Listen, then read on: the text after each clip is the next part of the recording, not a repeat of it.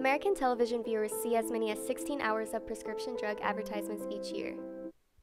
Abilify, 5 hits with Advair, Crestor, Cymbalta, Enbrel, Humira, Intermezzo, Levemir, Flexpan. During 2008 to 2010, 15,925 drug advertisements were aired during nightly news programming for 115 unique drug brands. 66% of these televised drug advertisements between this 2-year span contained false or potentially misleading claims.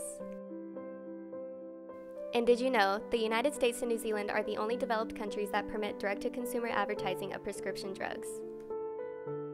In 2014, drug makers spent $4.5 billion marketing prescription drugs, up from $3.5 billion just 2 years prior. But you're probably wondering, why the increase? The driving force for this rise has been the need for pharmaceutical manufacturers to stimulate consumer demand in an ever more competitive marketplace. According to Gerbner's cultivation theory, people who watch television frequently are more likely to be influenced by the messages from the world of television. The influence goes to such an extent that their worldview and perceptions start reflecting what they repeatedly see and hear on television. When you feel the weight of sadness. Repeated exposure to common advertising tactics can cultivate widely shared views of life, including the sense that various illnesses are rampant in society or that a prescription medication could lead to a healthful, more fulfilling life. These are some symptoms of depression, a serious medical condition affecting over 20 million Americans. Many DTC ads frame their products around the idea of loss of control, often impacting the character's life in a profound and detrimental way. Further, most ads suggest that characters can regain control of lost function or abilities by using their product. Viewers may interpret these ads to mean that the product can improve health if lifestyle change is unsuccessful, or even possible that healthy behaviors are largely ineffective. Most ads also suggest that their products reflect scientific or medical breakthroughs, and most DTC ads present best-case scenarios that can distort and inflate consumers' expectations about what prescription drugs can actually accomplish.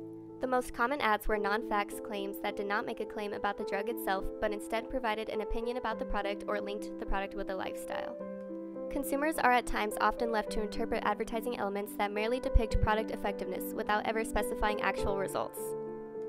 Research has also found that DTC ads tend to play up the positive features of a drug and downplay the negative or unknown aspects. Side effects, for instance, are almost always discussed last or are typically buried in the narrative. driving, eating, or engaging in other activities while not fully awake without remembering the event the next day have been reported. Common side effects are dizziness, sleepiness, weight gain, and swelling of hands, legs, and feet. Abdominal pain and yellowing of the skin or eyes. New or worsening depression or unusual changes in mood or behavior. Humira can lower your ability to fight infections, including tuberculosis. Serious, sometimes fatal events such as infections, lymphoma, or other types of cancer have happened. Blood, liver, and nervous system problems, serious allergic reactions, and new or worsening heart failure have occurred. Headings and subheadings usually play up the benefits.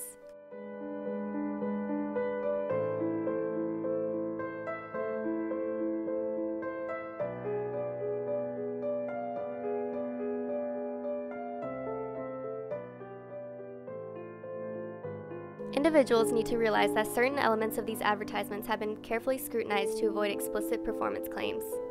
Due to the fact that few consumers have the clinical and pharmacologic background to properly understand and evaluate DTC advertisements, these ads may lead to confusion and inaccurate perception of a drug's overall effectiveness and safety. So why do individuals feel that they can trust these advertisements? The reason consumers find the information in direct-to-consumer advertisements perhaps more credible than others is because they see them as less likely to be misleading or dangerous. This is due to the double gatekeepers, both the FDA regulations and the need to get a doctor's prescription, thus controlling access to prescription drugs. A large number of consumers believe that DTC ads are backed by the federal government, but be aware that even the government isn't foolproof. Altogether, Americans spend over $30 billion for medications and pharmaceutical products. And research has found people are taking more prescription drugs than ever before, with per capita drug spending exceeding over $300 per year, an all-time high. So you're probably thinking, what can you do? Research medications, talk to your doctor, be skeptical, and don't believe everything you see or hear from the advertisements. Be aware of what these ads leave out because often what we don't see or hear is the most important information.